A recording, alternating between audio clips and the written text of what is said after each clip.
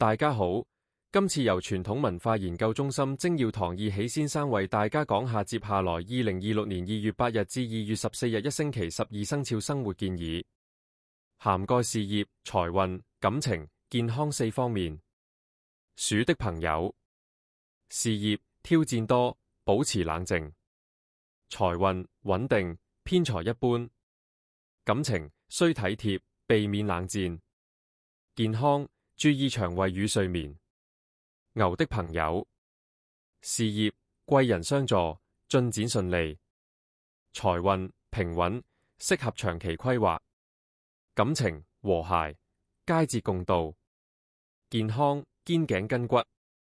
虎的朋友，事業新機會，果斷行動；財運偏財佳，短期收益；感情桃花旺，單身有好消息；健康血壓與情緒。兔的朋友，事業稍有阻力，耐心應對；財運收支平衡；感情穩定，多溝通；健康眼睛與肝臟。龍的朋友，事業突破機會，展現才能；財運正財好，偏財謹慎；感情甜蜜，適合計劃未來；健康飲食均衡。蛇的朋友，事業挑戰多，保持冷靜；財運平平，不宜冒險；感情需耐心經營；健康呼吸系統。馬的朋友，事業合作機會，人脈拓展；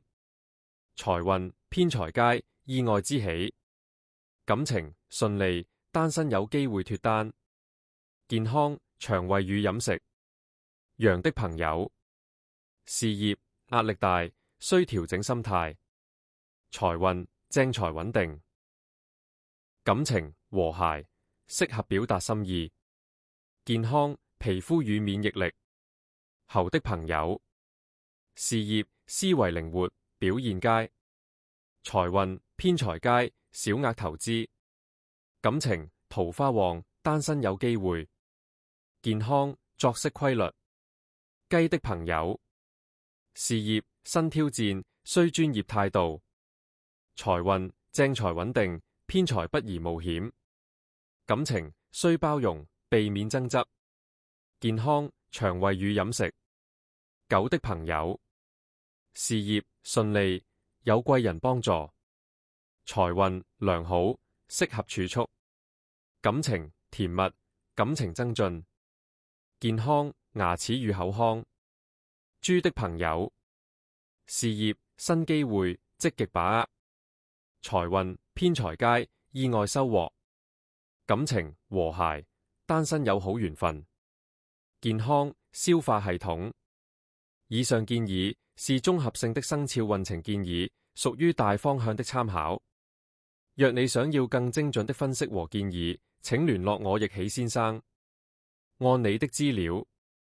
我可以提供更貼近個人狀況的建議。